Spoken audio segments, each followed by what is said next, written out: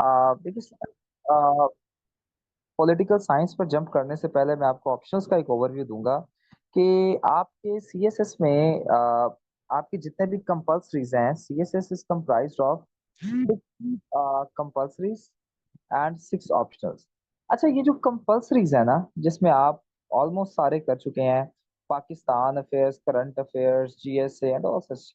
अच्छा, ये सारे आपको पास करवाते हैं, always keep this thing in mind. इनमें आपकी अगर आप रेशो देखें तो बहुत एक्सेप्शनल केसेस होते हैं जिनमें अबव 60 या 70 को टच करते हैं। ठीक है। आमतौर पर जितने भी आपके कंपल्सरी सब्जेक्ट्स हैं उनमें आप अगर देखें तो ऐसे में 40 आते हैं।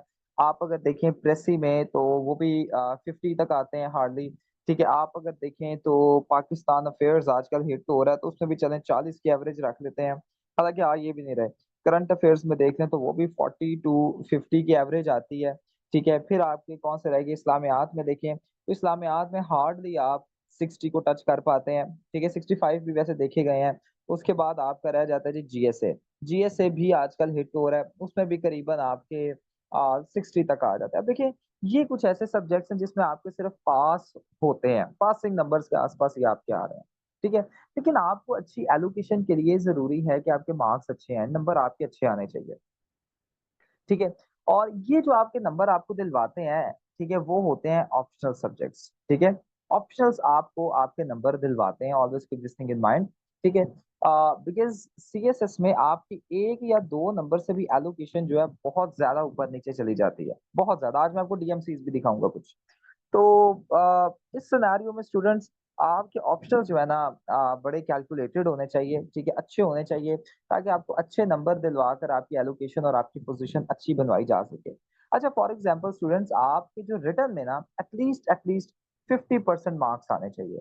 यानी 1500 अगर मार्क्स है ना, तो एटलीस्ट आपके रिटर्न में सिर्फ रिटर्न की बात कर रहा हूँ, नॉट टॉकिंग अबाउट इंटरव्यू। ठीक है। अभी आपके इंटर रिटर्न में एटलीस्ट 750 आने चाहिए अगर आप पंजाब से हैं तो। ठीक है। और अगर आप दूसरी प्रोविंसेस से हैं तो तब आपके 720 730 प्लस आने चाहिए। ठीक है। वो भी बहुत मैटर करते हैं।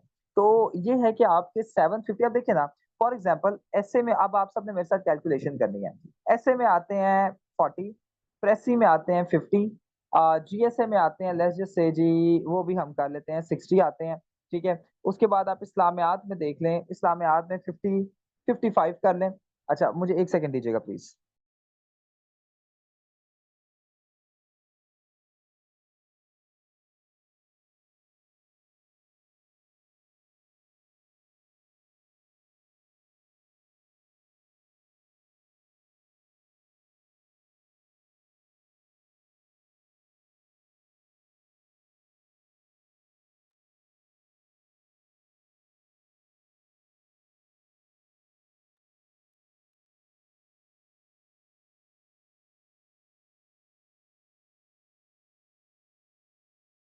All right.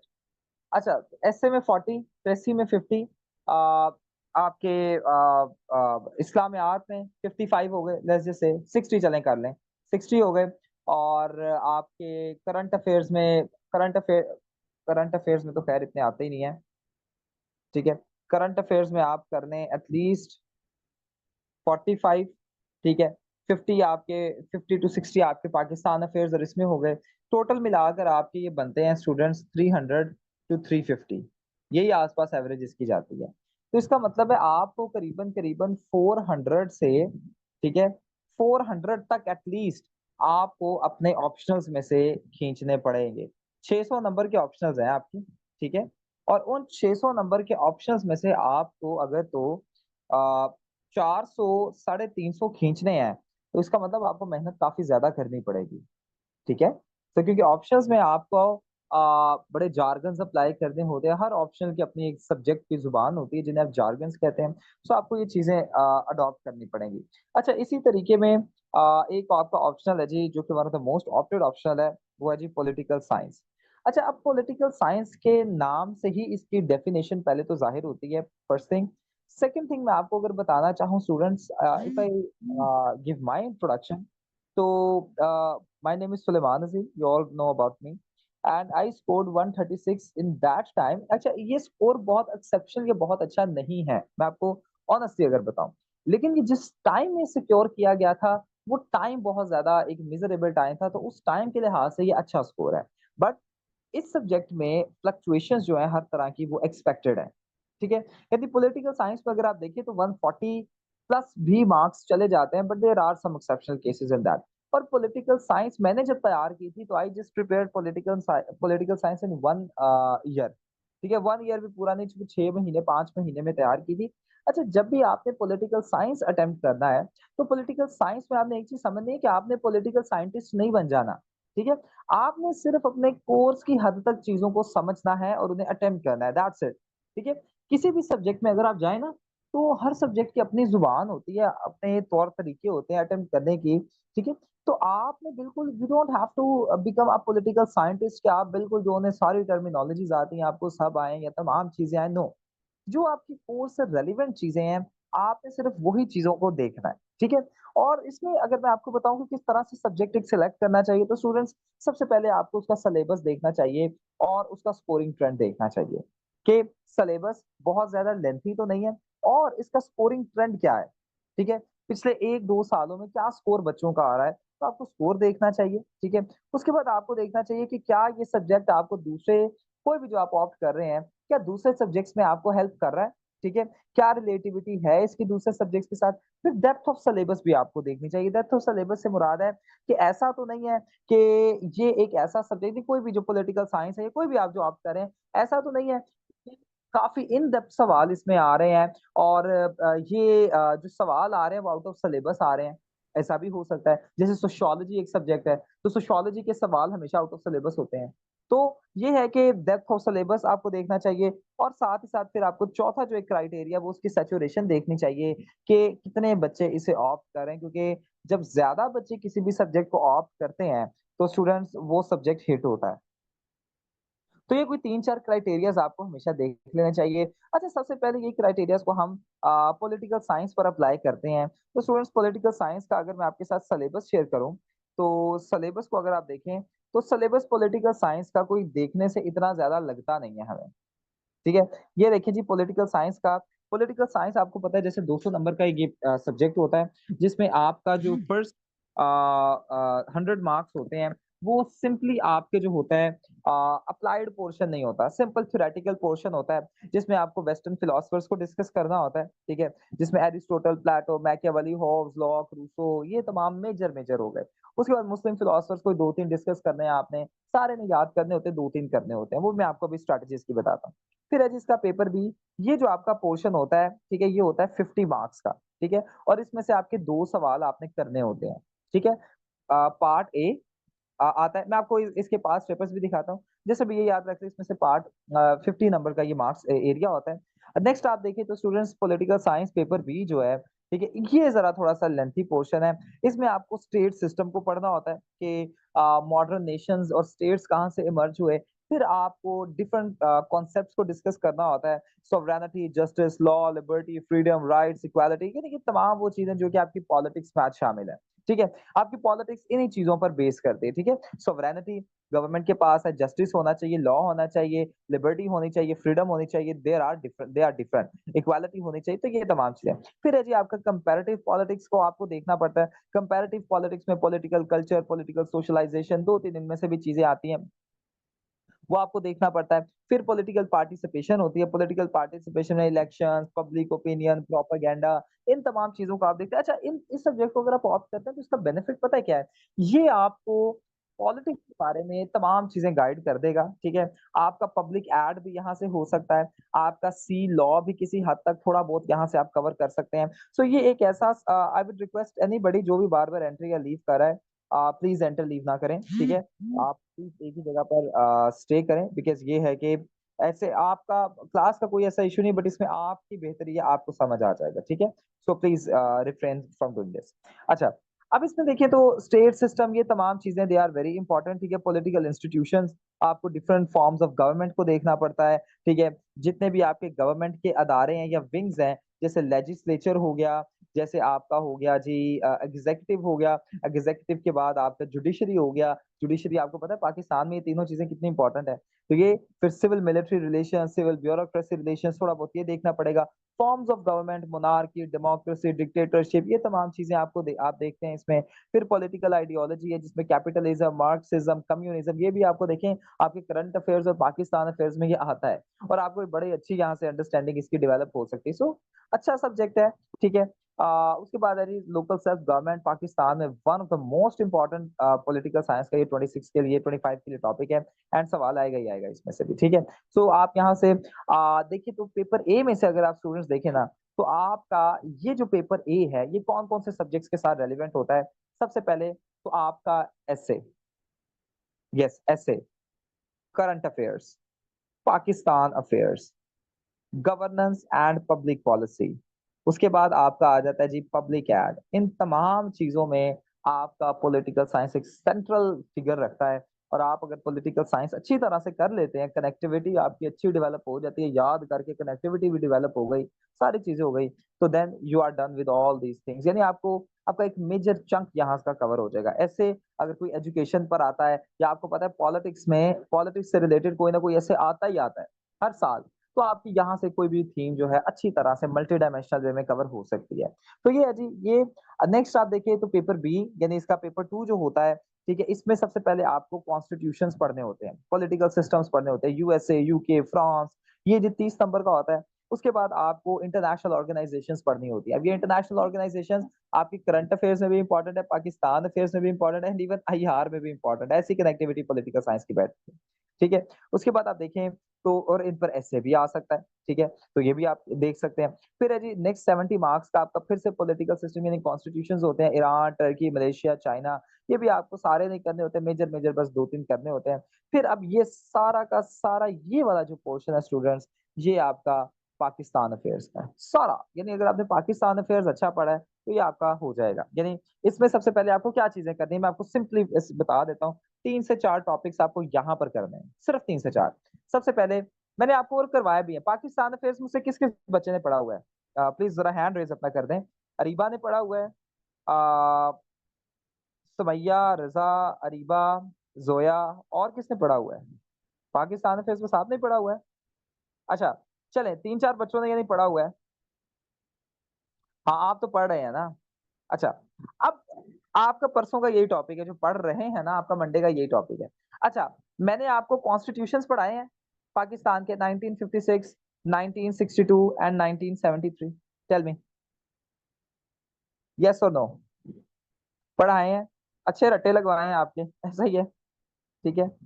अच्छा, अब ये देखिए, ये सारा का सारा पोर्शन वो है, comparative analysis of the constitution हो गया। उसके बाद अमेंडमेंट्स हो गया, ये आपको ऑलरेडी कवर है, बड़े आपने उसके रट्टे मारे हुए हैं, ठीक है। फिर आप देखिए तो पॉलिटिकल कल्चर्स, यहाँ पर सिर्फ सिविल मिलिट्री रिलेशंस एक नई चीज आपने करनी है, ठीक है। अच्छा जी, जो मुझसे पढ़ रहे हैं पाकिस्तान अफेयर्स वाले बच्चे, मुझे अब ये बताएं क्या मैंने आपको फ्यूडलिज्म, ठीक है, डायनास्टिक पॉलिटिक्स, ये चीजें करवा दी हैं, और यहाँ पर आपने दो चीजें नहीं, बस ये मुझे बताइएगा, पॉलिटिकल पार्टीज, ठीक है, और इंटरेस्ट ग्रुप, ये आपने दो चीजें यहाँ पर नहीं ऐड करनी है, दैट्स इट, ठीक है। बाकी फिर से आते हैं पॉलिटिकल पाकिस्तान अफेयर्स पर। Foreign policy, simple, foreign policy को आपने डिस्कस करना है, ये तमाम उसके जितने भी आप देख सकते हैं इंपॉर्टेंट टीनेंट्स हैं ये हैं। और थोड़ा सा आपने पोस्ट वर्ल्ड वॉर टू के बाद जो कोल्ड वॉर था, बस इसे थोड़ा सा डिस्कस करना है, दैट्स इट। ये आपका सारा का सारा प्रैक्टिकल पार्ट है, और इसमें जो टॉपिक्स आपको सिर्फ ये चीजें करनी है याद, ठीक है, दैट्स इट। बाकी ग्लोबलाइजेशन, 1956 कॉन्स्टिट्यूशन, रोल ऑफ कायदे आजम, रोल ऑफ इलामा इकबाल, ये सब मैं आपको पाकिस्तान अफेयर्स में करवा चुका हूँ, जिनका कर रहे हैं वो मैं आपको करवा दूंगा, ठीक है। बाकी फॉरेन पॉलिसी, यानी ये देखिए कितना छोटा सा सब्जेक्ट है, कोई इतना लेंथी सब्जेक्ट नहीं है, ठीक है। और यहाँ पर इसका एक पॉजिटिव इफेक्ट ये है कि स्टूडेंट्स ये जो सब्जेक्ट है ये स्टैटिक है, ये चेंज नहीं होता। यानी आईआर को आप देखिए ना, तो I am not targeting any subject, क्योंकि I am no want to target, but मैं सिर्फ अपना पर्सपेक्टिव ये रख रहा हूँ, even though I have opted IR this time. लेकिन आईआर बड़ा इतना डायनामिक सब्जेक्ट है, वो चेंज होता रहता है।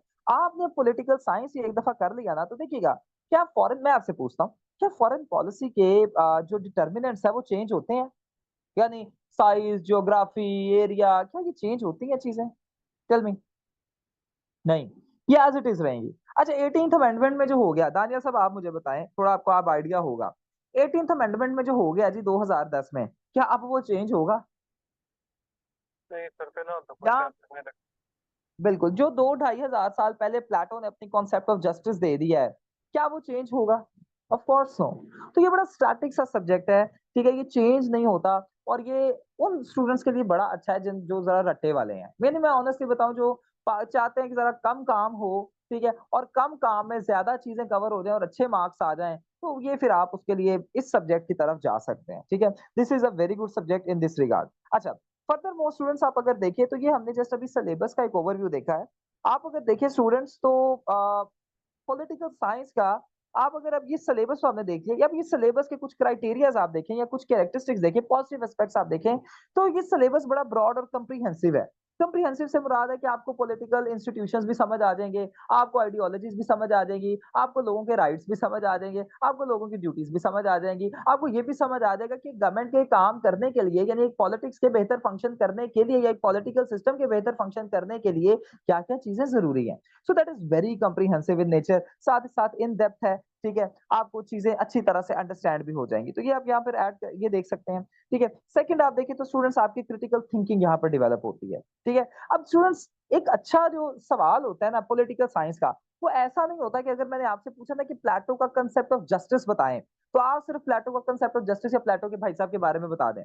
आपने क्या करना है कि प्लेटो की कनेक्टिविटी बिठानी है कि प्लेटो ने फेमिनिज्म के बारे में क्या कहा, प्लेटो ने जस्टिस के बारे में क्या कहा, प्लेटो ने राइट्स एंड लिबर्टीज के बारे में क्या कहा, या दूसरे जो आपके फिलोसफर्स हैं उनका प्लेटो के बारे में क्या ओपिनियन था। यानी आपका अभी हम देखेंगे एक बड़ा फेमस क्वेश्चन आता होता है, ठीक है, comparison of Plato and Aristotle, ठीक है। सो ये है कि that these all type of questions आप सीधा सीधा तो लिख लेंगे, यानी रट्टा लग जाता है, लेकिन ये जो सारी चीजें हैं ये आपके एनालिटिकल स्किल्स को डेवलप करती हैं। यानी जब आप कंपैरिजन करेंगे प्लेटो का और एरिस्टोटल का, एक फिलोसफर है जी यहाँ पर मंटेस्क्यू। मंटेस्क्यू ने कहा था जी कि एक गवर्नमेंट के अच्छे फंक्शन के लिए जरूरी है कि उसके तीन जो ऑर्गन्स है ना, जुडिशरी, लेजिस्लेचर और जुडिशरी, लेजिस्लेचर एंड एग्जीक्यूटिव, ये अच्छा फंक्शन करें। ये मंटेस्क्यू ने कहा था। अब पूछा जाता है कि मंटेस्क्यू के जितने भी कॉन्सेप्ट्स हैं वो करंट पॉलिटिक्स में अप्लाई करते हैं। अब these questions require your critical thinking. अब आप जब सोचेंगे तो आपकी क्रिटिकल थिंकिंग और एनालिटिकल स्किल्स डेवलप होंगे। फॉर एग्जांपल, एक ना फिलोसफर आता है, उसका नाम था मैकियावेली, यानी I consider him my ideal. वो बड़ा कमाल का फिलोसफर था, और जितने भी आज की आपकी पॉलिटिक्स है वो मैकियावेली के ऊपर बेस करती है। यानी कैसे? ना ना ना ना, मैकियावेली की सेपरेशन ऑफ पावर नहीं थी मां से, मंटेस्क्यू की थी। मैकियावेली तो बड़ा जो था थोड़ा सा डेविलिश कंसिडर किया जाता है। मैकियावेली कहता है प्रिंस को, ठीक है। अब मैकियावेली के टाइम पे ना हालात ये होते हैं कि प्रिंस की बड़ी तबाही फिरी होती है, तबाहियां फिर रही होती हैं स्टेट की। तो मैकियावेली ये कहता है, या मैकियावेली ये कहता है कि मैकियावेली कहता है नहीं, देखिए बात उसने ठीक की है। मैकियावेली कहता है प्रिंस को कि आपको अपनी पावर मेंटेन करने के लिए, अपना स्टेट में अपना स्वेग मेंटेन करने के लिए जरूरी है कि आप करप्शन करो, करो, कोई मसला नहीं, पावर मेंटेन करो, ठीक है। मैकियावेली कहता है कि आप रिलीजियस एक्सप्लॉइटेशन भी कर सकते हो, यानी लोगों को दिखाओ कि आप बड़े रिलीजियस हो और दरमियान में जरा अपना उल्लू सीधा कर रहे हो, ठीक है। उसके बाद मैकियावेली कहता है कि देखो, प्रिंस को कहता है कि आपको ना डिसाइसिव एक्शंस लेने पड़ेंगे। डिसाइसिव एक्शन से मुराद ये है कि आपको अपने, ये नहीं है कि एक फैसला ले लिया उसके बाद इधर हो जाओ उधर हो जाओ, नहीं, जो फैसला लेना है फौरन लो और डिसाइसिव एक्शन लो। फिर मैकियावेली कहते हैं कि आपको बैलेंस ऑफ पावर करनी चाहिए। फॉर एग्जांपल, अगर एक तरफ ए स्टेट है और बी है और ए कमजोर है, तो आप कमजोर का साथ दो ताकि आप ताकतवर को कैंसिल आउट करो, ठीक है। ये ना हो कि बी को आप साथ दो और बी कल को आपको ही आंखें दिखाए। तो ये मैकियावेली के कुछ कॉन्सेप्ट्स है। अब वो पूछता है सवाल में कि क्या मैकियावेली को, why Machiavelli is known as apostle of power, apostle of power. तो आपने बताना है कि इसमें मैकियावेली के जितने भी प्रिंसिपल्स हैं आज सारे के सारे अप्लाई हो रहे हैं करंट पॉलिटिक्स पे। करंट पॉलिटिक्स में लोग करप्शन कर रहे हैं अपनी पावर मेंटेन करने के लिए, लोगों का कोई ख्याल नहीं। और यहाँ पर एक मैकियावेली की बड़ी इंपॉर्टेंट चीज थी, फॉक्स लाइन एनालॉजी, ठीक है। यहाँ पर मैकियावेली कहते हैं फॉक्स लाइन एनालॉजी। अच्छा, ये क्या थी जी? मैकियावेली कहते हैं अपने किंग को कि लोमड़ी की तरह चालाक हो, ठीक है, और शेर की तरह ताकतवर हो, ठीक है। लोमड़ी की तरह चालाक हो कि लोग तुम्हें जज ना कर पाए, और शेर की तरह ताकतवर ऐसे हो कि लोग तुम्हें रोक ना पाए, ठीक है। सो ये एक एनालॉजी जो है मैकियावेली देते हैं, और ये आज सारी की सारी अप्लाई। अब देखिए, दीज थिंग्स रिक्वायर, अब मैं आपसे, आपको मैंने बता तो दिए प्रिंसिपल्स, बट अब मैं आपसे अगर पूछता हूँ कि इन्हें अप्लाई करें आज की पॉलिटिक्स पर, तो मैं आपको वो करके दूंगा, आपको सारा कुछ मैं करवाऊंगा, डोंट यू वरी। लेकिन दीज टाइप ऑफ थिंग्स या these type of questions require your analytical skills, आपके एनालिटिकल स्किल्स यहाँ पर डेवलप होते हैं। So that's why syllabus political science का इस तरह से डेवलप है कि आपके एनालिटिकल स्किल्स को डेवलप किया जाए। नेक्स्ट है जी रेलेवेंस टू पाकिस्तान कॉन्टेक्स्ट, आपको बता चुका हूँ पूरा का पूरा पाकिस्तान के कॉन्टेक्स्ट पर ये। नेक्स्ट है जी इंटरडिसिप्लिनरी इन नेचर है, इंटरडिसिप्लिनरी इन नेचर से ये मुराद है कि जैसे अभी मैकियावेली कहता है बैलेंस ऑफ पावर, तो बैलेंस ऑफ पावर अगर आप में से किसी ने आईआर को थोड़ा सा भी पढ़ा हुआ है कहीं से या सिलेबस देखा है, तो बैलेंस ऑफ पावर आपका आईआर का भी कॉन्सेप्ट है। ठीक है, आप अगर देखें तो पॉलिटिकल साइंस पेपर 2 में अगर आप देखें तो सारी की सारी चीजें आपकी पाकिस्तान अफेयर्स पर अप्लाई हो रही हैं, आपकी करंट अफेयर्स पर कोल्ड वॉर और तमाम ये चीजें अप्लाई होती हैं, करंट पॉलिटिक्स आप देख लें, करंट अफेयर्स पे क्वेश्चन आ सकता है। तो आप देखिए तो ये तमाम चीजें जो है आपकी इवन पब्लिक एड के लिए भी, ठीक है, it is equally relevant. So interdisciplinary in nature है, होलिस्टिक अप्रोच है, ठीक है, और रेलिवेंट एजुकेशन वगैरह आपको इसमें पॉलिसीज के बारे में मिल जाती है। फिर जो करंट अफेयर्स पर बहुत ज्यादा इस पे एम्फेसिस किया जाता है, ठीक है, not as much as I are, ठीक है, I must be neutral in this respect, कि आई आर वाले की करंट अफेयर्स बहुत अच्छी होती है, ये आपने हमेशा याद रखना है, और पॉलिटिकल साइंस वालों की भी करंट अफेयर्स अच्छी होती है, लेकिन अगर उन दोनों का कंपैरिजन करें तो आईआर वालों की ज्यादा अच्छी होती है। बट पॉलिटिकल साइंस में भी करंट अफेयर्स पर बहुत ज्यादा एम्फेसिस दिया जाता है कि करंटली स्टेट में क्या हो रहा है, कैसे इसे काउंटर किया जा सकता है, कैसे थ्योरीज के साथ, तो ये चीजें आप यहाँ पर ऐड कर सकते हैं। अच्छा students, this is a thing that I want to show you. अच्छा यहाँ पर देखें, ये किसी का कोई कैंडिडेट है, ये उनका जो है एक डीएमसी है, इसमें आप देखिए तो स्टूडेंट्स इनके पॉलिटिकल साइंस में मार्क्स देखें, तो पॉलिटिकल साइंस पेपर ए में इनके देखें तो करीबन करीबन 676 है 100 में से, जो कि अच्छे हैं। लेकिन पॉलिटिकल साइंस पेपर 2 में देखें तो 48 है, तो टोटल 124 23 के हैं ये कैंडिडेट। ठीक है, तो यहाँ पर देखें तो स्टूडेंट्स अगर यही मार्क्स इनके थोड़े से अच्छे और हो जाते, तो मैं आपको ये दिखाना ये चाहता हूँ कि पॉलिटिकल साइंस आजकल एक्चुअली हिट हो रहा है। हमने सिलेबस को तो देख लिया, ठीक है, अब स्कोरिंग ट्रेंड मैं आपको दिखा रहा हूँ। सिलेबस को तो देख लिया, स्कोरिंग ट्रेंड मैं आपको दिखाता हूँ। स्टूडेंट्स स्कोरिंग ट्रेंड में आप देखें तो पॉलिटिकल साइंस ना जरा हिट हो रहा है, 23 में हिट हुआ है। 23 से पहले पेपर इजी आ जाते थे टू सम एक्सटेंट, 23 में डिफिकल्ट आए हैं, बट 24 में भी इजी आए हैं, ठीक है, टू सम एक्सटेंट। पेपर बड़े इजी 24 के आए थे, यानी सारे के सारे पास पेपर से, जैसे वो किसी एक बिल्कुल एक न्यूबी को उन्होंने बिठा दिया था and was making all the papers from past papers. तो ये आप देख सकते हैं, लेकिन 23 में हिट हुआ है। अब I don't know what is the trend of for next year. अब देखिए ना, एक साल हिट हो गया है, दूसरे साल पेपर इजी आ गए, अब तीसरा साल यानी जो 2025 है, हमें पता ही नहीं है कि उसका ट्रेंड कैसा आएगा, हिट हिट होगा या इजी आएगा, अभी don't know, because right now, ठीक है, ये सब्जेक्ट स्टैटिक नहीं रहा, यानी ये सब्जेक्ट का जो स्कोरिंग ट्रेंड है वो स्टैटिक नहीं रहा। हाँ, अब 25 के बाद 26 पर हम कुछ प्रेडिक्ट कर सकते हैं। पता है क्यों? क्योंकि अगर तो 25 में पेपर हिट हो जाता है तो फिर हमें पता चल जाएगा कि नहीं, पक्की बात है पेपर हिट हो रहा है, ठीक है। But on the other hand अगर 25 में इजी आ जाता है पेपर फिर से, ठीक है, तो फिर हमें पता चल जाएगा कि नहीं, पेपर इजी ही आता होता है, ठीक है। कभी कभी एक्सेप्शन जैसे 23 के केसेस में हमें मिल जाती हैं, ठीक है। मेरी बात अंडरस्टैंड कर रहे हैं यहाँ तक स्टूडेंट्स? कोई क्वेश्चन वगैरह आपका तो नहीं है? क्वेश्चन अगर कोई मेजर है तो I take that question in the end, but यहाँ तक समझ आ रही है जी?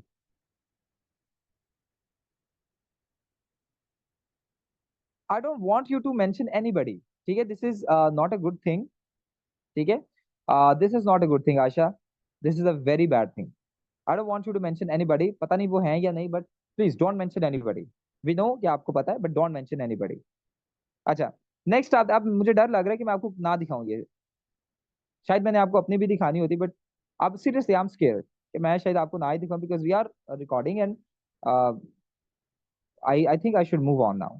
अच्छा, तो आपने देख लिया जी डीएमसी, देख लीजिएगा, आगे देखें तो students relativity with other subjects, आपको मैं बता चुका हूँ डेप्थ ऑफ सिलेबस को इतना डेप्थ नहीं है, मैं आपको इसके पास पेपर्स दिखाता हूँ, ठीक है, और पास पेपर्स की बेस पर अब हम इसे डिस्टिंग्विश करते हैं कि किस तरह से ये सारी चीजें जो है ना आ सकती हैं, ठीक है। जस्ट मुझे आप एक सेकंड दीजिए, मैं आपके साथ पास पेपर्स शेयर करता हूँ, ठीक है, मुझे एक सेकंड दीजिएगा प्लीज।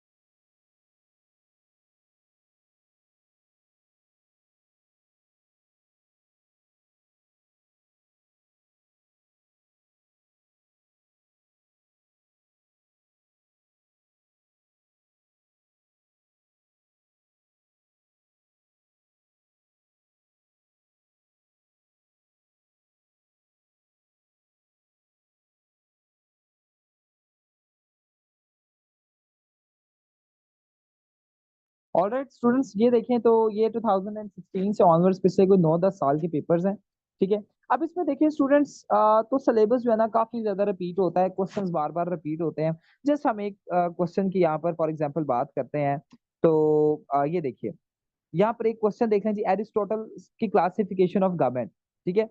अब आगे आप देखें स्टूडेंट्स, तो आगे आने वाले सालों में जब भी ये क्वेश्चन आएगा एरिस्टोटल का, तो यही बात यहाँ पर रिपीट होगी कि एरिस्टोटल, वाई एरिस्टोटल, या एरिस्टोटल की क्लासिफिकेशन ऑफ गवर्नमेंट के बारे में थोड़ा सा बताएं। तो यहाँ पर ये चीजें जो है ना काफी रिपीट होती है। यस, ये देखिए 2021 में वही क्वेश्चन रिपीट हुआ है, ठीक है। सो क्वेश्चंस इसमें बहुत ज्यादा रिपीट होते हैं, ठीक है। क्वेश्चंस की रेपिटेशन जो है बार बार देखी जाती है। प्लेटोस कॉन्सेप्ट ऑफ जस्टिस, अभी पीछे ही यहाँ पर एक और आया प्लेटोस कॉन्सेप्ट ऑफ रिपब्लिक, तो वो दोनों चीजें सेम ही है, ठीक है। सो क्वेश्चंस का अगर आप देखें तो पेपर जो है इन डेप्थ नहीं इतना आता, बड़ा सरफेस लेवल का पेपर आता है, जिसमें आप इजीली इसे अटेम्प्ट करके अच्छे नंबर ले सकते हैं। सो ये है कि आप पॉलिटिकल साइंस के साथ अगर जाते हैं तो मेहनत यहाँ पर कम करनी पड़ेगी, this is for sure. But I must say one thing कि पाकिस्तानियों का एक डायलेमा, यही मैं आपके साथ सारे के सारे पेपर शेयर कर दूंगी। 24 का है, ठीक है। ये जो भी रिसेंट वाला पेपर देखिए 24 का, तो ये बड़ा इजी है, ठीक है। यहाँ पर देखिए जी, फिर एरिस्टोटल और प्लेटो के दरमियान में कंपैरिजन आया, ठीक है। Aristotle was a realist and not idealist, idealist Plato था, ठीक है। Elaborate with reference to his theory, ठीक है। Elaborate with reference to his theory of the ends and function of the state. Function of the state से मुराद वही है कि गवर्नमेंट के बारे में क्लासिफिकेशन ऑफ स्टेट जो है वो बताना है। देखिए 3 दफा एक ही जस्ट एरिस्टोटल का क्वेश्चन रिपीट हुआ है और यही आता ही ये है, ठीक है। सो यहाँ पर आप देखें तो काफी ज्यादा क्वेश्चन जो है रेपिटेशन में आते हैं, ठीक है। ये देखिए सेक्शन ए में से आपने 2 सवाल करने होते हैं और सेक्शन बी में से 2 सवाल। सेक्शन बी जो होता है थोड़ा प्रैक्टिकल अप्रोच का होता है और सेक्शन ए जो होता है पूरी की पूरी थ्योरी है। अब यहाँ पर आप देखें तो सेक्शन बी में से भी आपका ये सवाल ऑटोमेटिकली डन एंड मैकियावेली, ठीक है। मैकियावेली का भी मैंने आपको थोड़ा सा देखिए बता दिया। मैकियावेली का कोई क्वेश्चन पढ़िएगा प्लीज, अरीबा क्वेश्चन तो पढ़िएगा मैकियावेली का, ये जो सेकंड वाला है 24 का।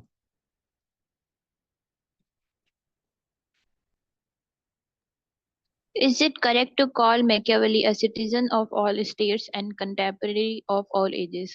Substi- substantiate your substantiate. answer. Substantiate your answer with valid arguments.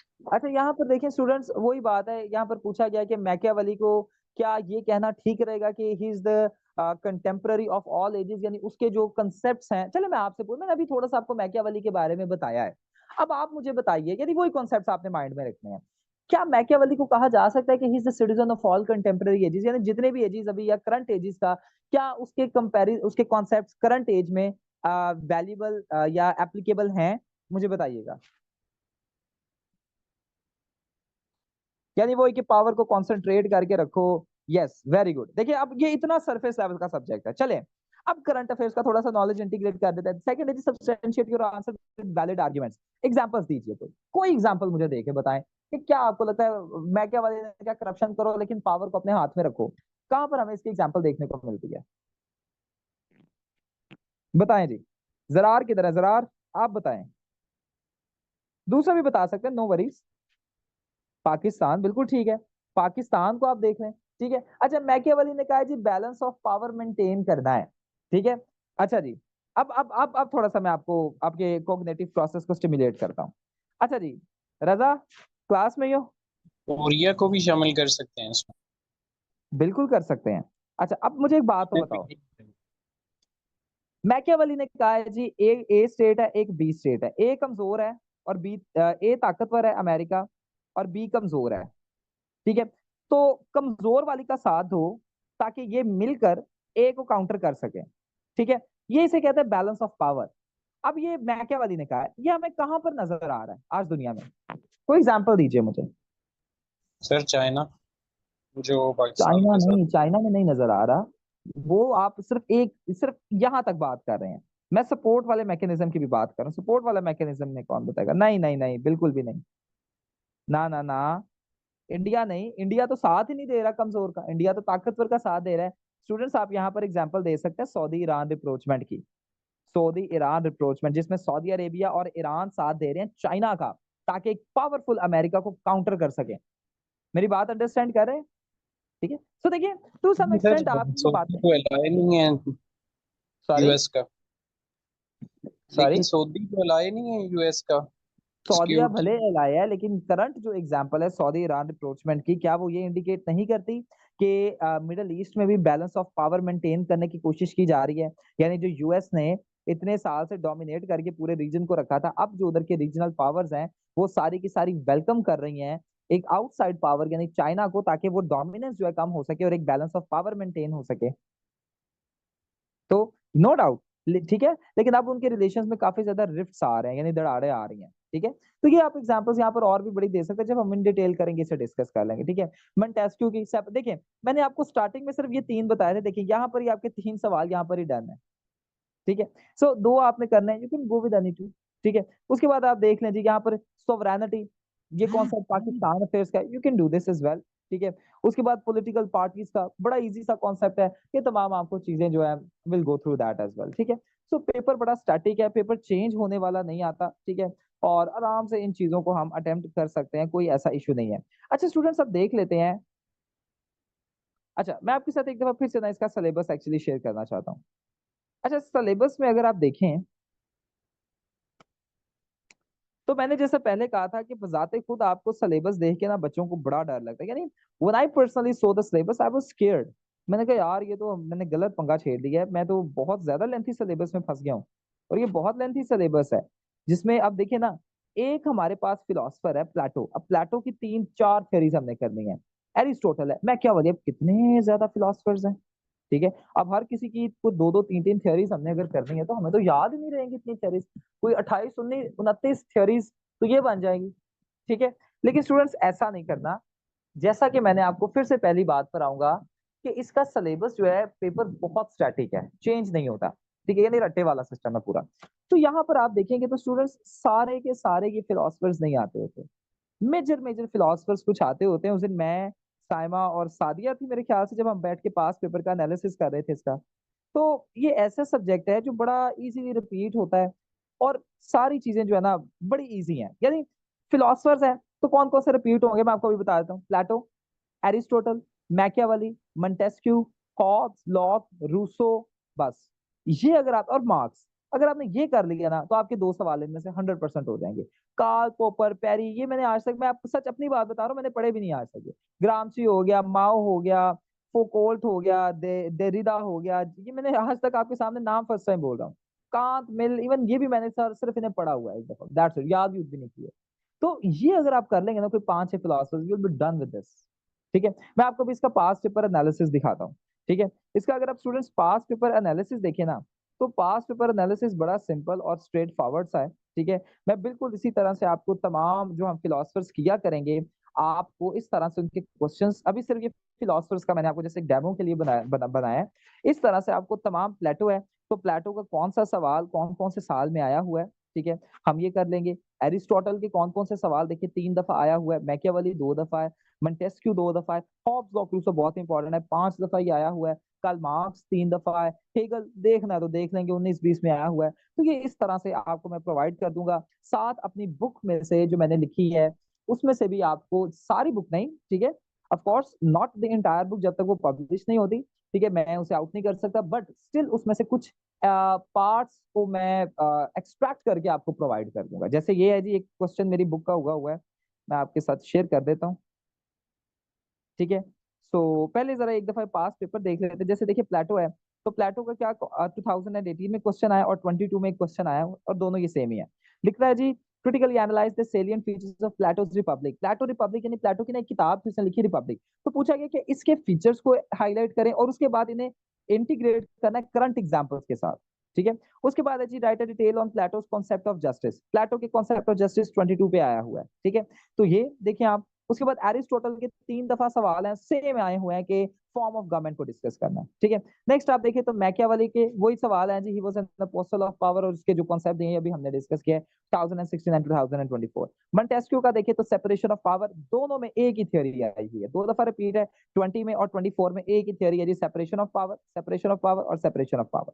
ठीक है, उसके बाद हॉब्स, लॉक, रूसो 5 दफा तो आए हुए हैं, लेकिन ये इतने इजी हैं स्टूडेंट्स, यानी इतने इजी हैं कि आपको मुझे सिर्फ ये मैंने एक्सप्लेन करने हैं। यहाँ पर हम स्टेट की फॉर्मेशन देखेंगे, स्टेट की क्या कैरेक्टरिस्टिक्स है, ये तमाम चीजें देखेंगे, and believe you me students, यानी हॉब्स लॉ ऑफ रूसो सबसे इजी है, सबसे लेंथी है, ठीक है। 40 से 50 पेजेस का इनका एक पीडीएफ है, ठीक है, मेरे पास, जो मैंने बनाया था, और वही पीडीएफ मैंने आपको प्रोवाइड करना, and you will be done with this. कहीं से भी सवाल आ जाता है, you will be done with this, 100% you will be done with this, ठीक है। आगे देखिए तो कार्ल मार्क्स की वही है जी, मार्क्सिज्म आपने डिस्कस करना है, यही 2 दफा 3 दफा आया हुआ है। हेगल को आप देख लें, तो हेगल भी कोई 2 दफा या 3 दफा जो भी आया है वो भी आपको मैं बता दूंगा, ठीक है। सो ये अगर आप कर लेते हैं तो स्टूडेंट्स, सिर्फ आप ऐसा करें, आप मेरे साथ थोड़ा सा आप कॉपरेट करें। आप ऐसा करें कि जिस ना इन जो फिलोसफर्स हैं इनके नाम लिखें, प्लेटो, एरिस्टोटल, मैकियावेली, मोंटेस्क्यू, ये लिखें जरा अपने पास, पेपर पर लिखिएगा please. Montesquieu, Hobbes, Locke, Rousseau, Karl Marx and Hegel, ये जस्ट लिख लें जरा अपने पास। I am giving you 1 minute, ठीक है। And Momina, it seems good to be back, right? Welcome to the class once again. अच्छा, सो लिख लें जल्दी से जरा इन्हें। I am giving you 1 minute, फिर मैं आपके साथ एक एक्सरसाइज करता हूँ।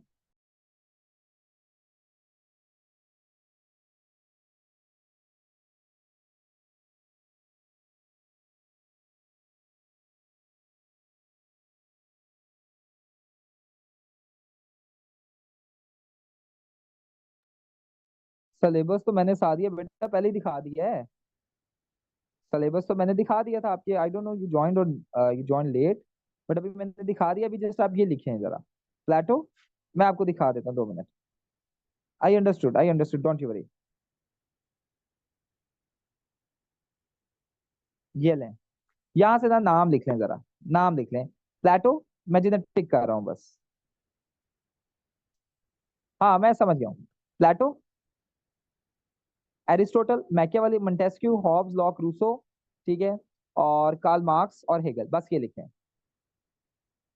1 मिनट दे रहा हूँ जी, 8:45 पे मैं आपसे फिर आपके साथ ये एक्सरसाइज स्टार्ट करूंगा।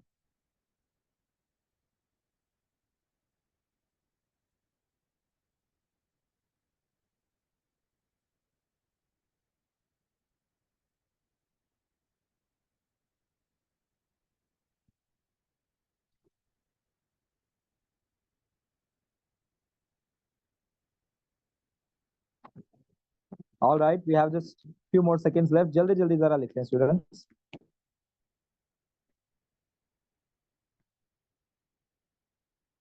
ऑल राइट जी, टाइम्स अप। ऑल राइट, अच्छा जी, अब आपके साथ मैं करता हूँ पास पेपर्स को शेयर, और पास पेपर्स में से हम देखते हैं कि क्या इन्हीं फिलोसफर्स की बेस पर हमारे क्वेश्चंस हो रहे हैं,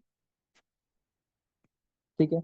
आइए जी, 2016 में बस अभी सेक्शन, ये सेक्शन में से सिर्फ हमने देखना है, 2 सवाल इसमें हमारे होने चाहिए। अच्छा, एरिस्टोटल डन, मैकियावेली डन, ऐसा ही है, डन है जी ये तो, ठीक है। आगे चलें,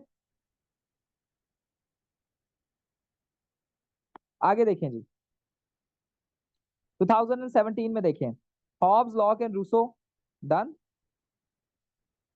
ठीक है, और मार्क्स डन, ठीक है, मार्क्स आपको लिखवाया ना, कार्ल मार्क्स डन। 2 सवाल हमने यहाँ से करने थे, 2 भी हो रहे हैं यहाँ से। आगे देखिए स्टूडेंट्स, प्लेटो डन, प्लेटो के बाद देखिए हॉब्स, लॉक, रूसो डन, ठीक है। और अभी हमने मुस्लिम्स को नहीं किया, अभी यहाँ से मुस्लिम्स और वेस्टर्न आते हैं, ठीक है। अभी सिर्फ वेस्टर्न से ही हमारे 2 हो रहे हैं, तो मुस्लिम्स को आप जब करेंगे तब हमारे 4 ही हो जाएंगे, ठीक है।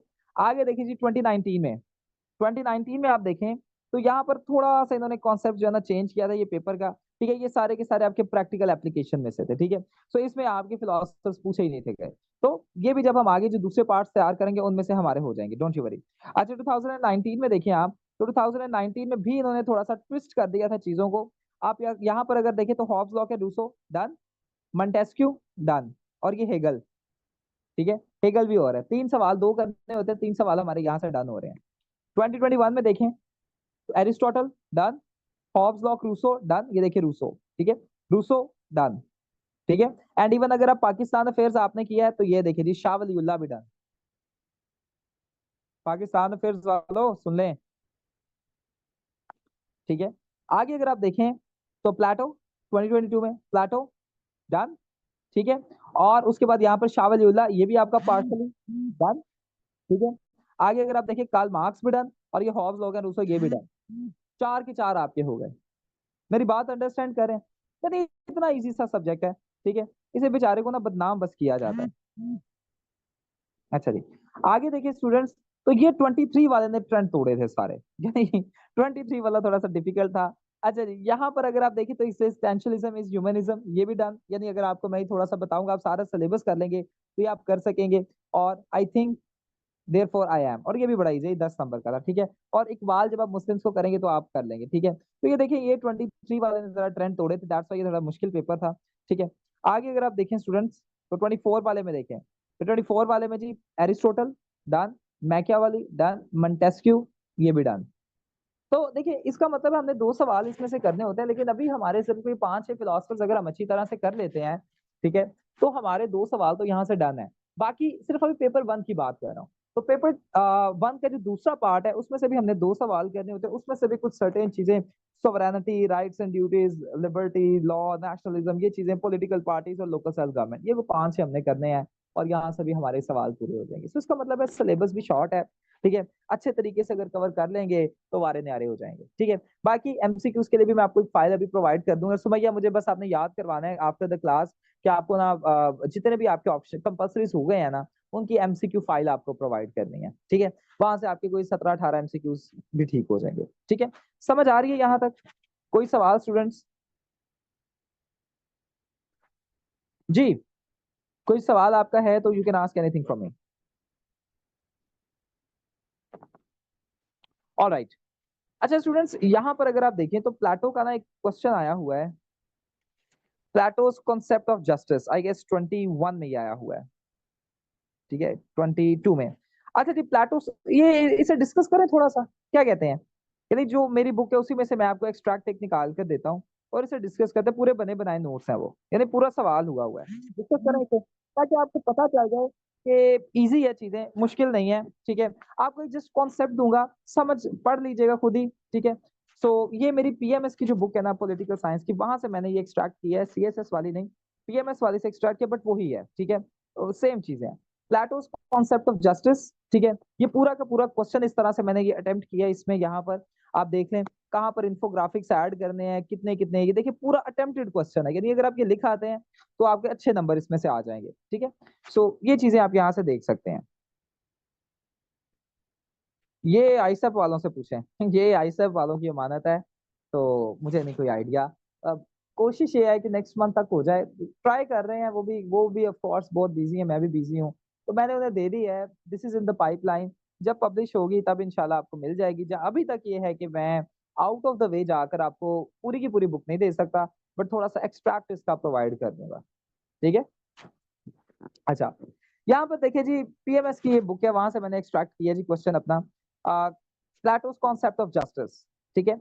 इसमें देखिए स्टूडेंट्स, प्लेटो ने जस्टिस का कॉन्सेप्ट क्यों दिया, पहले तो मैं आपको ये बताता हूँ स्टूडेंट्स। आज अगर आप देखें ना, सारा जो यूरोपियन रेड सी वाला एरिया था, टर्की वाला पुराने जमाने में जितना भी एरिया था, इसराइल वाला यानी फलस्तीन वाला, जितना भी उस टाइम पर आसपास के ग्रीक्स वाला जो एक्चुअली एरिया था ना, वो डिवाइडेड था छोटे छोटे पोर्शंस में, छोटी छोटी जगहें थी वहां पर, और वहां पर कोई 5-5 हजार आबादी होती थी, और इन्हें प्यार से कहते थे जी ग्रीक सिटी स्टेट्स, प्यार से नहीं वैसे भी इन्हें ग्रीक सिटी स्टेट्स से कहते थे, ठीक है।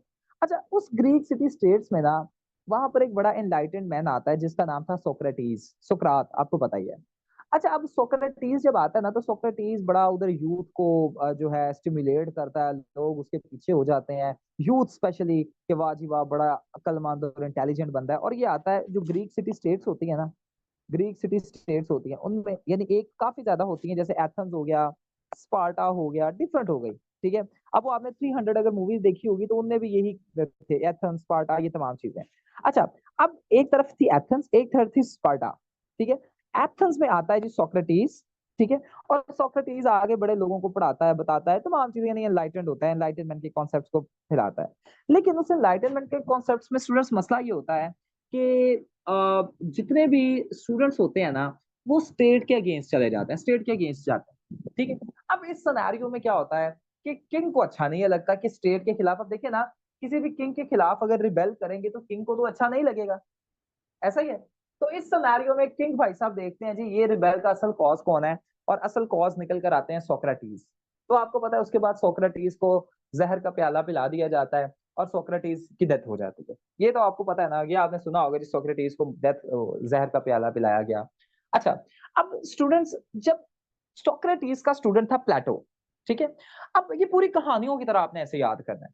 अच्छा, अब सोक्रेटिस का जो स्टूडेंट है ना प्लेटो, वो जब अपने उस्ताद से बड़ा प्यार करता होता है, उनका बड़ा अच्छा एक रिलेशन होता है, तो सोक्रेटिस जब देखता है ना कि यार बादशाह ने या पूरी स्टेट ने ही मेरे टीचर के अगेंस्ट ऐसे गए हैं और वो तो बंदा सही था, सही बात कर रहा था, ठीक है, लेकिन उसके बावजूद उसे कत्ल कर दिया गया, उसे मार दिया गया है। इसका मतलब है कि स्टेट में ना जस्टिस कायम ही नहीं है, हमारी स्टेट में जस्टिस नहीं है, ठीक है। साथ ही साथ उस टाइम पर स्टूडेंट्स एक वॉर चलती है, एथेंस वर्सेस स्पार्टा। अच्छा, अब इसमें क्या होता है, जितने भी एथेंस है ना, अब मुझे एक बात बताइए, जो सोक्रेटिस था वो कौन से एरिया में आया था, एथेंस में या स्पार्टा में? Tell me please. Yes, Athens में, वेरी गुड, ठीक है। अब एथेंस ना स्टूडेंट्स, मैं आपको ना एक बात बताता हूँ, बड़ी हिस्टोरिकली और मजे की चीज आपको ये सीखने को मिलेगी। जब ईसा अलैहि सलाम आए ना, हजरत ईसा अलैहि सलाम, तो आपको पता है यहूदी कौम जो है ना वो जरा खचरी कौम है। तो यहूदी ना, जितने भी अल्लाह के नबी और पैगंबर आते थे, तो वो ना यहूदी कहते थे कि हमें ना निशान दिखाओ, हमें मंत्र दिखाओ, हमें ये दिखाओ, हमें वो दिखाओ। तो हजरत ईसा अलैहि सलाम आकर कहते हैं, ये हजरत इस बाइबल में ये लिखी हुई आयत, हजरत ईसा अलैहि सलाम आकर कहते हैं कि देखिए यहूदी जो है ना वो निशान की तलाश करते हैं, और यूनानी जो है ना यानी ग्रीक्स जो है वो अकल की तलाश करते हैं, यानी वो बड़े एनलाइटन थे। यानी at that time Jesus Christ peace be upon him, यानी हजरत ईसा अलैहि सलाम वाज रेफरिंग टू एथेंस, ठीक है, वाज रेफरिंग टू प्लेटो, ठीक है, यानी वो पहले थे लेकिन he was referring to them, ठीक है। सो प्लेटो और एथेंस वगैरह को सारा रेफर कर रहे थे। एथेंस वाले जो थे ना वो एनलाइटनमेंट के पीछे यानी अकल के पीछे जाते थे, वो अकलमंद बड़े थे, ठीक है। और स्पार्टा जो था, आपको पता है 300, अगर आपने मूवी देखी है तो उसमें ना स्पार्टा जो था वो मिलिट्री माइट रखता था, यानी मिलिटरीली बहुत पावरफुल थे। अब इन दोनों की जंग होती है, ऑब्वियसली प्लेटो जो थे वो एथेंस से थे, प्लेटो एथेंस हार जाता है। अब प्लेटो फिर से डिड्यूस करते हैं कि यार एक तरफ मेरे टीचर को ये मार रहे हैं जिसने कुछ किया भी नहीं है, दूसरी तरफ ये अपनी स्टेट की प्रोटेक्शन भी नहीं कर पा रहे, इसका मतलब है पूरा आवा कावा बिगड़ा हुआ है, ठीक है, खराब है, और हमारी स्टेट में जस्टिस कायम है ही नहीं। क्योंकि अगर जस्टिस होता तो लोगों ने भी मिलकर लड़ना था, स्टेट ने भी मिलकर लड़ना था, स्टेट ने बड़ा एफिशिएंट होना था और हमारी स्टेट ने जीत जाना था। और ऐसे साथ ही साथ उससे पहले सोक्रेटिस को जहर का प्याला पिलाया नहीं था जाना, अगर जस्टिस पर कायम होता। तो इस सिनेरियो को मद्देनजर रखते हुए प्लेटो महाराज जो है हमारे, वो देते हैं जी प्लेटोस कॉन्सेप्ट ऑफ जस्टिस। मेरी बात अंडरस्टैंड कर रहे हैं? ये बैकग्राउंड था, ठीक है। इंट्रोडक्शन पढ़ लीजिएगा। यहाँ पर प्लेटो अपनी किताब रिपब्लिक में लिखते हैं जी, justice is the bond which holds us. अच्छा, इंट्रोडक्शन भी बता देता हूँ आपको थोड़ा सा। प्लेटो कहते हैं कि देखो, कभी भी एक सोसाइटी में अगर तो पीस और प्रोस्पेरिटी को आपने एक्सपीरियंस करना है ना, तो वहां पर पहले जस्टिस कायम करें, ठीक है। सो प्लेटो कहते हैं कि justice is the pre requisite of peace and development. साथ ही साथ आपको पता है कि जस्टिस एक ऐसा कॉन्सेप्ट है, प्लेटो कहते हैं, जो कि अभी तक हिस्ट्री में बहुत लोगों ने बात की है, ठीक है। हिस्ट्री में आप उठाकर देखते हैं बहुत लोगों ने बात की है, और जस्टिस की वजह से पीस और डेवलपमेंट आता है। यानी अगर तो एक सोसाइटी में स्टूडेंट्स, जैसे पाकिस्तान आप देख लें, नताशा साहिबा का केस आप देखें, तो क्या वहां पर जस्टिस हुआ? मुझे बताइएगा जरा। कल एहसन खान को भी मारा गया है, पता चला है ना, कल मारा गया है, कल कत्ल किया गया एहसन खान को। कत्ल तो नहीं, उसे मारा ही वैसे सही है। अच्छा, अब मुझे एक बात बताइएगा, ठीक है, क्या पाकिस्तान में जस्टिस है? Of course no. अब जब पाकिस्तान में जस्टिस नहीं है या किसी भी स्टेट में जस्टिस नहीं होता, अच्छा मैंने बस ये खबर सुनी थी, मुझे नहीं इसका वैसे खैर इतना आइडिया। अच्छा, जब भी किसी स्टेट में जस्टिस नहीं होता ना, तो लोग क्या करते हैं, पीपल, आप सबको पता है, इंस्टीट्यूशंस के या स्टेट के अगेंस्ट जाते हैं, आपस में भी लड़ते हैं, जिसकी वजह से स्टेट पूरी डिस्ट्रॉय हो जाती है, ठीक है। सो प्लेटो कहते हैं कि जस्टिस जस्टिस इज एक ऐसा बॉन्ड है, जस्टिस एक ऐसा रिश्ता है, जस्टिस एक ऐसा एक एक फैब्रिक है जो कि आपकी सोसाइटी को ना होल्ड करके रखता है टुगेदर। सो ये कोटेशन है, यहाँ पर आप पढ़ लीजिएगा। उसके बाद है जी, factors will lead to Plato's development of concept of justice. अच्छा, अब मुझे आपने बताना है ये कौन से ऐसे फैक्टर्स थे जिनकी वजह से, मैंने अभी आपको एक्सप्लेन किया है, कौन से ऐसे फैक्टर्स थे जिनकी वजह से प्लेटो ने कॉन्सेप्ट ऑफ जस्टिस दिया, कौन मुझे बताएगा?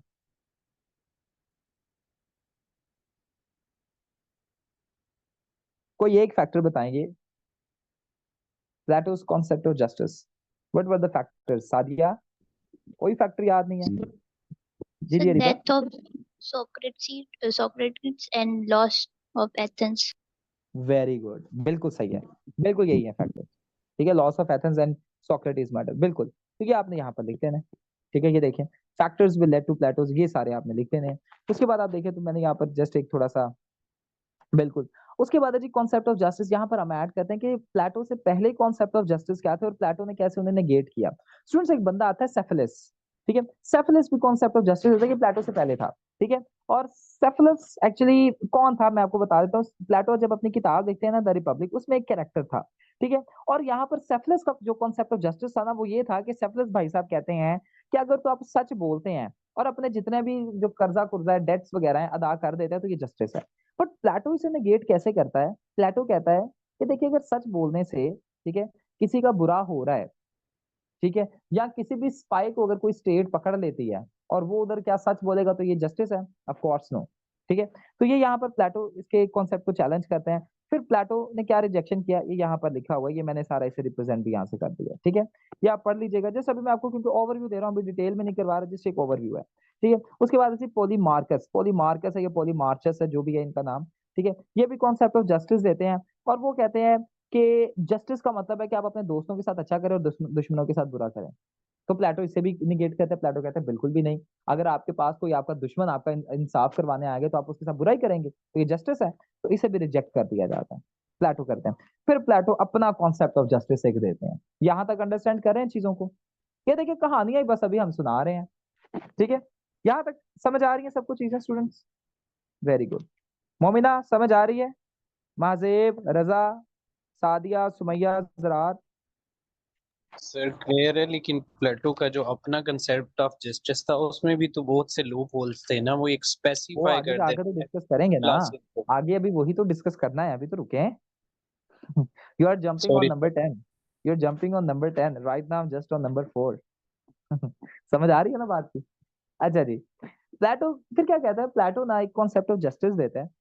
और प्लेटो कॉन्सेप्ट ऑफ जस्टिस देने से पहले कहता है कि देखिए, एक सोसाइटी है ना, हर सोसाइटी में डिफरेंट तरह के लोग पाए जाते हैं। प्लेटो कहता है कि एक सोसाइटी में ना 3 तरह के लोग पाए जाते हैं। कुछ लोग ऐसे होते हैं जिनके अंदर लस्ट होती है बहुत ज्यादा। ठीक है, कुछ लोग ऐसे होते हैं जिनके अंदर करेज होती है, यानी वो अच्छाई को अच्छाई कहते हैं और बुराई को बुराई कहते हैं।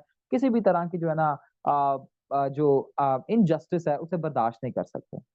ठीक है, और दूसरा वाला, तीसरी जो ट्रेट है, ठीक है, प्लाटो कहते हैं कि तीसरी ट्रेट वाली जो होते हैं वो उनमें होती है करेज, सॉरी रीजन होता है।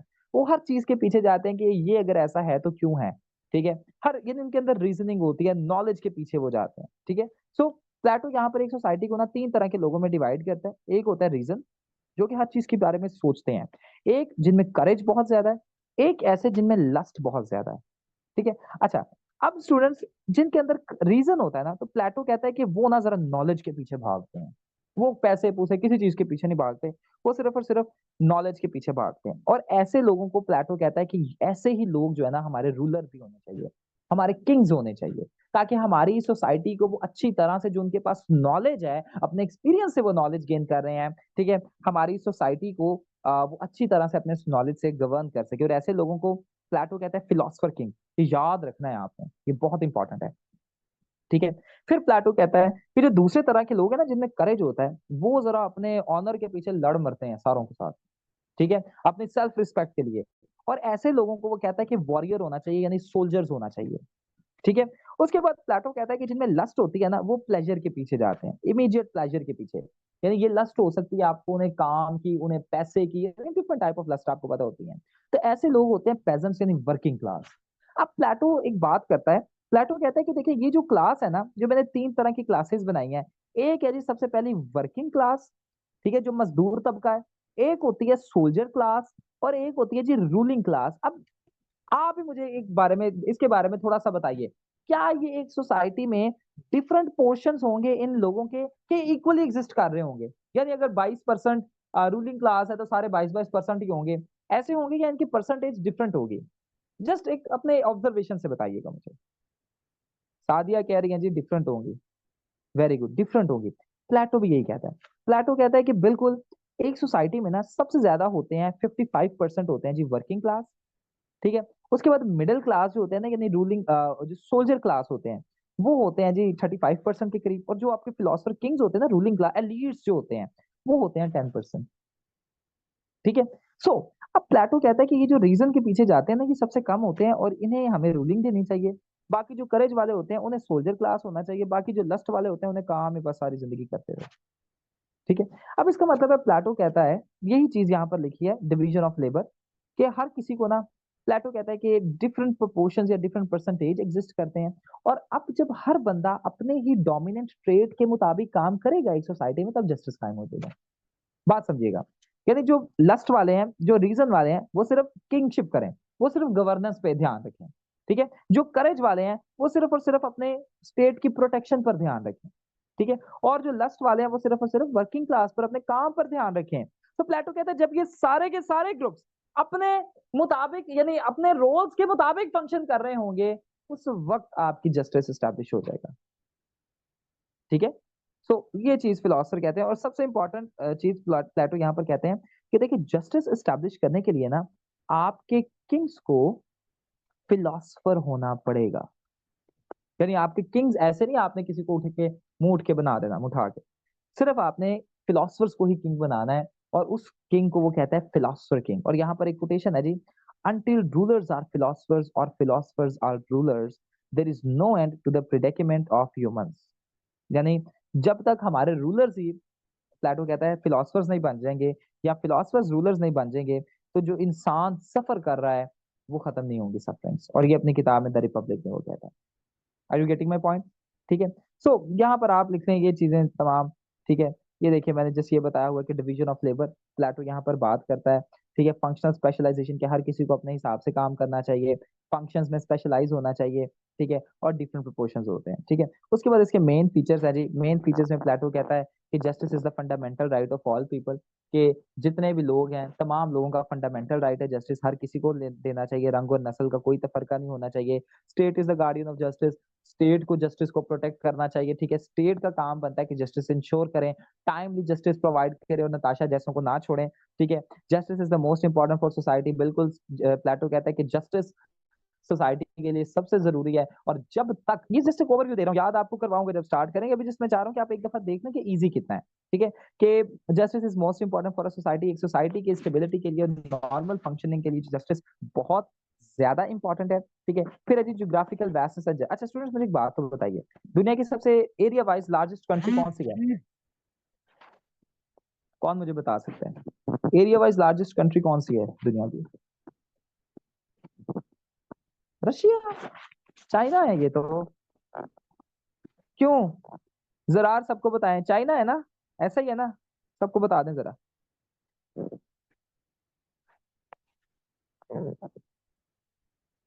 जी जरार किधर है? Are you in the class? हाँ बिल्कुल ठीक है, रशिया ही है बेटा। I'm just trying to tempt you a little bit। अच्छा, रशिया। अब अच्छा स्टूडेंट्स मुझे एक बात तो बताएं, रशिया अब दुनिया की लार्जेस्ट कंट्री है, क्या इधर लॉ एंड ऑर्डर मेंटेन करना इजी है? Tell me. Of course not, easy नहीं है। अब इस सिनेरियो में प्लेटो ये कहते हैं कि कोई अगर ज्योग्राफिकली एरिया बहुत वेस्ट है ना, तो वहां पर जस्टिस एस्टैब्लिश करना बहुत मुश्किल हो जाएगा। तो इस सिनेरियो में प्लेटो भाई साहब कहते हैं जी, एक ज्योग्राफिकल एरिया को ना डिवाइड कर देना चाहिए स्मॉल एडमिनिस्ट्रेटिव यूनिट्स में। ठीक है। हर यूनिट पर जो है एक आपका जो है एडमिनिस्ट्रेटर बैठा हो, जो कि सारे के सारे एरिया, यानी अपने रिस्पेक्टिव एरिया को देखे। ठीक है। अपने रिस्पेक्टिव एरिया को देखे और वहां पर जस्टिस इंश्योर करे। ठीक है। फिर दूसरा एरिया हो, दूसरे एरिया पर एडमिनिस्ट्रेटर बैठा हो, तीसरे एरिया पर बैठा हो, ठीक है, चौथे एरिया पर बैठा हो, ऐसे हो। ठीक है। तो ये बात वो यहाँ पर करते हैं। फिर प्लेटो कहते हैं कि देखिए ऐसा नहीं है कि आपने जस्टिस को स्टेट पर छोड़ देना है, ऐसा नहीं है। जस्टिस के लिए खुद भी कोशिश करें। अगर आपके टीचर आपकी सही से क्लासेस नहीं ले रहे तो उन्हें उन्हें जाकर बताएं, ये खुद जस्टिस की कोशिश करें। ये नहीं है कि आप स्टेट पर छोड़ दें या दूसरों पर छोड़ दें। जब ऐसा सिनेरियो होता है ना कि आप दूसरों पर जस्टिस को छोड़ देते हैं, तो दूसरे भी काम नहीं करते और बेड़ा गर्क होता है। तो इस सिनेरियो में प्लेटो कहते हैं कि इंसान को खुद भी जस्टिस की कोशिश करनी चाहिए, सिटीजन्स को। ठीक है। अच्छा, उसके बाद है जी प्रिंसिपल ऑफ स्पेशलाइजेशन। आपको बता चुका हूं कि हर किसी को अपने मुताबिक, अपने काम के मुताबिक, अपने डोमिनेंट ट्रेड्स के मुताबिक काम करना चाहिए, तभी जस्टिस स्टैब्लिश होगा। प्लेटो कहते हैं ये सारे के सारे वही इंपॉर्टेंट एस्पेक्ट्स मैंने लिखे हैं। ठीक है। सो ये आप ऐड यहाँ पर कर सकते हैं। फिर आते हैं जी क्रिटिसिज्म पर।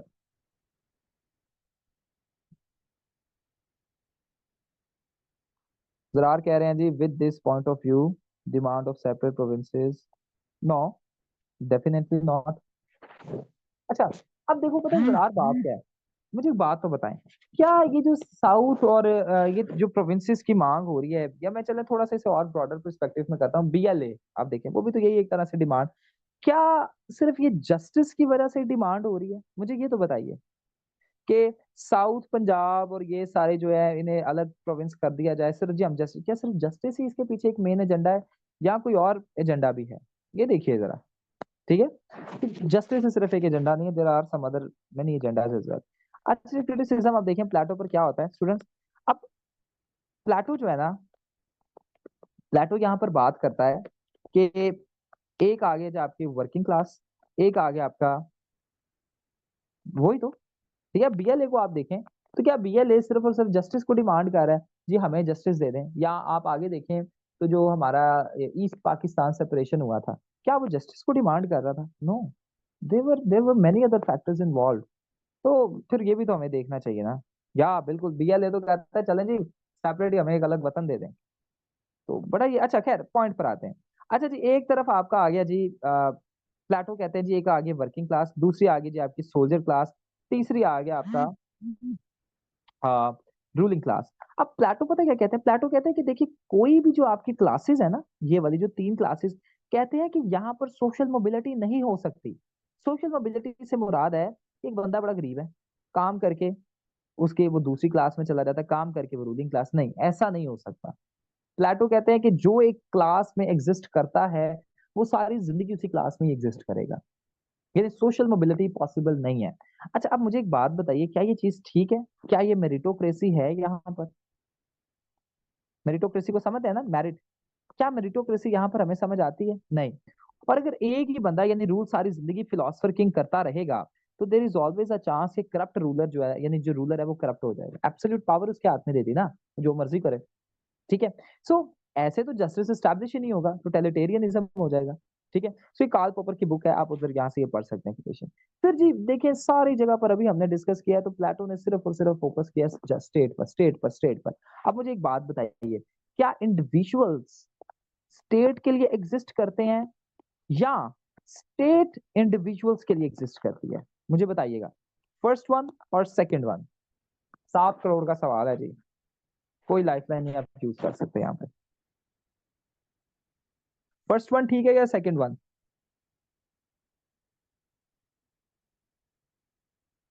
हाँ माय गॉड, ये किसने लिखा है? अच्छा जी अरीबा, अरीबा ने नहीं, जोया ने लिखा है। नहीं अरीबा से पढ़ते हैं, स्टेट इंडिविजुअल के लिए करती है, बिल्कुल ठीक है अरीबा, इंडिविजुअल स्टेट के लिए एग्जिस्ट नहीं जी, बिल्कुल भी नहीं जोया, गलत है, टोटली उल्टा आपने दिया है, ठीक है। Second one is the right one, ठीक है, बिल्कुल second one is the right one. State individual के लिए एग्जिस्ट करती है, individual is the centre point. आप पता है इसे पॉलिटिकल साइंस में क्या कहते हैं? लिख लीजिए एक लाइन, ठीक है, state is the mean and individual is the goal, ठीक है, ये आप लिख सकते हैं। अच्छा अब इस सिनेरियो में स्टूडेंट्स देखें तो यहाँ पर प्लेटो ने सिर्फ और सिर्फ स्टेट पर फोकस किया हुआ है, तो ये चीज टोटली यहाँ पर इस पे क्रिटिसिज्म किया जाता है। फिर क्लास डिवीजन है, एक सोसाइटी में क्लास डिवीजन, अब देखिए जो डिवीजन लेस सोसाइटी है, क्लास लेस सोसाइटी है, हमेशा वो तरक्की करती है, ठीक है। बट ऑलरेडी अगर आपने एक सोसाइटी की क्लासेस बना दी है, डिवीजन कर दी है, तो वो पॉसिबल नहीं है। उसके बाद है जी जेंडर इनइक्वालिटी, जेंडर इनइक्वालिटी के बारे में प्लेटो बात करते हैं, ठीक है। प्लेटो कहते हैं जी पार्टिसिपेशन ऑफ वुमेन और इक्वल अपॉर्चुनिटीज तो होनी चाहिए, ठीक है, लेकिन रूलिंग की जब भी वो बात करते हैं, अच्छा प्लेटो को ना मैं आपको एक बात बताता हूँ, प्लेटो को अगर आपसे पूछा जाए ना who was the first feminist, तो आप प्लेटो लिख सकते हैं, क्योंकि प्लेटो ने बात की कि विमेन को भी इक्वल राइट्स और इक्वल अपॉर्चुनिटीज मिलने चाहिए। लेकिन जब कभी रूलिंग का मामला आता था ना, तो प्लेटो कहते थे नहीं जी, विमेन नहीं बन सकती, सिर्फ और सिर्फ रूलर्स मेल्स को होना चाहिए। सो यहां से उनकी जेंडर इनइक्वालिटी जाहिर होती थी, ठीक है, जेंडर इनइक्वालिटी जाहिर होती थी। वो कहते थे कि आदमी कैपेबल है ज्यादा, औरतें नहीं है, यानी वही पुराना एक मुहावरा जो उस टाइम पर, उस टाइम का भी यही नॉर्म था ना, कि आदमी ज्यादा कैपेबल है औरतें नहीं है, तो इस वजह से वो कहते थे, ठीक है। फिर आप थोड़ा सा क्रिटिकल एनालिसिस ऐड कर देंगे, ठीक है, अगर आपने ऐसे करना है, and then will move towards conclusion, ठीक है। सो ये चीजें आप यहाँ पर, अच्छा यहाँ पर 2-3 और लिख लें, मेरे पास पॉइंट्स और 1-2 आए हैं। अच्छा स्टूडेंट्स यहाँ पर लिख लीजिए अगर आपने लिखना है तो Plato ignored special children as well. Plato कहते थे ये जो स्पेशल चिल्ड्रन है ना, ये स्टेट पर बोझ है।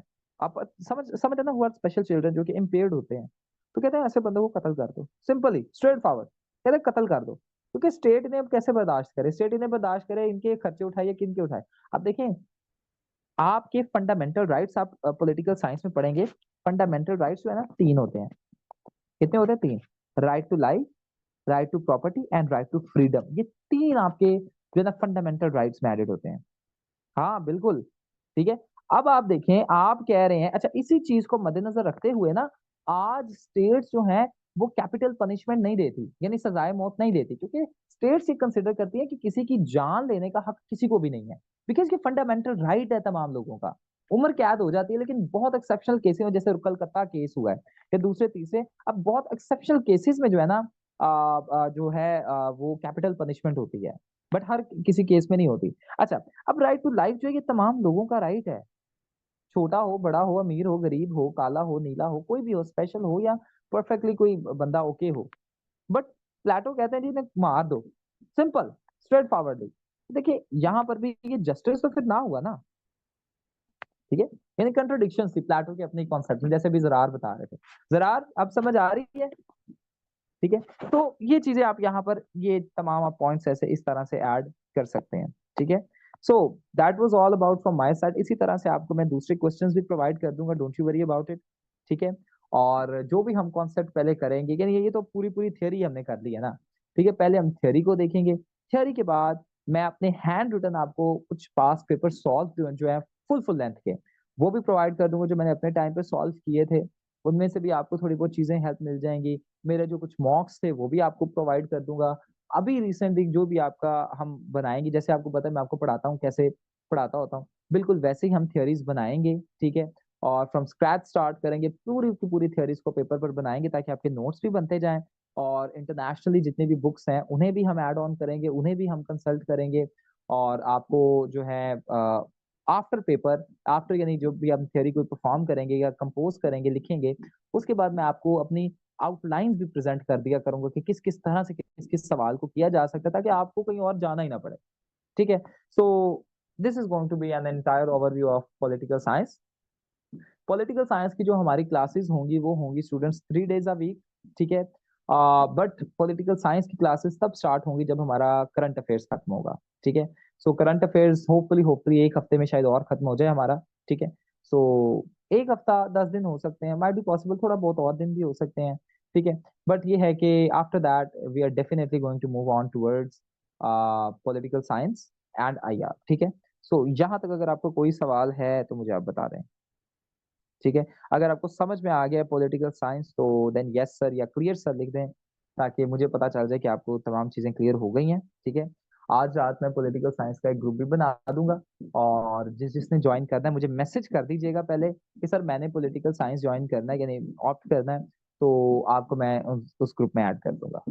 ठीक है, एमपीटी भी स्टार्ट करना है। सुमैया एमपीटी का पता है क्या करेंगे हम ना, एमपीटी की 2 क्लासेस रख लेंगे बड़ी हैं दिन में, कोई ना, वो 3 घंटे की हम क्लासेस रखेंगे, जिसमें 2-3 क्लासेस में हम ऐसा करेंगे कि सैटरडे संडे को रखेंगे ना, ऐसा करेंगे कि कवर कर लेंगे। सबसे पहले हम एबिलिटी कर लेंगे कवर, ठीक है, क्योंकि एबिलिटी हमारी रहती है, एबिलिटी को 3-4 लेक्चर्स में कवर कर लेंगे। ठीक है, और कोई 1 या 2 लेक्चर्स में हम सारी अपनी ज्योग्राफी कवर कर लेंगे। ठीक है, बाकी जो जितनी भी चीजें हैं थोड़ी बहुत रह जाएंगी पाकिस्तान से रिलेटेड, वो कोई कवर कर लेंगे। उसके बाद आपको पता है बाकी सारे एमसीक्यूज ही एमसीक्यूज, तो मैं वो नहीं करवाऊंगा, आपको डेटा सेंड कर दूंगा, आपने वो डेली को 2-2 घंटे देते जाना है। ऐसा नहीं करना कि अपने स्टूडेंट, अच्छा स्टूडेंट्स मैंने ऐसा अपने टाइम पे किया था, आई रिग्रेट दिस। ठीक है, यानी वो जो मेरा 1 नंबर का फ्लो था ना, वो इसी वजह से मुझे लगता है कि था कि मैंने एमपीटी को ना अपने 2 महीने दिए थे। कैन यू बिलीव दिस, हमारा 2 अक्टूबर को एमपीटी था, संडे को आपका एमपीटी होता है। तो मैंने 2 महीने एमपीटी को दिए और अपने पूरे सब्जेक्ट्स की तैयारी छोड़ दी थी, यानी, लेकिन ये टोटली गलत है, अभी भी बच्चे ऐसे करते हैं बट गलत करते हैं। ठीक है, empty just MCQ based paper है, और 66 मार्क्स लेकर हर कोई बच्चा पास हो जाता है, इसमें मसला नहीं है। अब पता है इसमें फेल के भी कुछ हमारे पास केसेस आते हैं, बट वो पता है कौन से आते हैं, जो बड़ा ही, यानी मैं क्या कहूँ, बड़े ही एक पेजेंट क्लास होती है, अब समझ रहे हैं ना, यानी ये वाली क्लास होती है, ये वाली जो क्लास होती है, ये वाली। ठीक है, सो ऐसे वाली क्लास जो होती है वो ही फेल हो जाती है।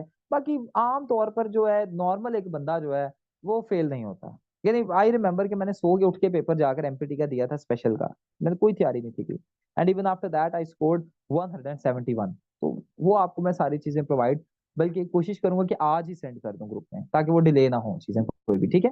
सो जो जो चीजें करवाने वाली हैं, आपको ज्योग्राफी करवानी है मैंने, ज्योग्राफी के बाद आपको थोड़ा बहुत जनरल नॉलेज बताना है, और जनरल नॉलेज के बाद आपको एबिलिटी करवाना है, ये सारा मेरा जिम्मा है, ठीक है। और उर्दू के भी आपने उर्दू कैसे करनी है, उर्दू के जितने भी एमपीटी के पास पेपर्स आए हैं ना, कोई 3-4 हुए हैं, वो सारा बस आपने याद कर लेना, उधर से आपको कोई 10-15 नंबर उर्दू के भी आ जाएंगे, ठीक है। कोई और क्वेश्चन आपका है तो मुझे बताएं।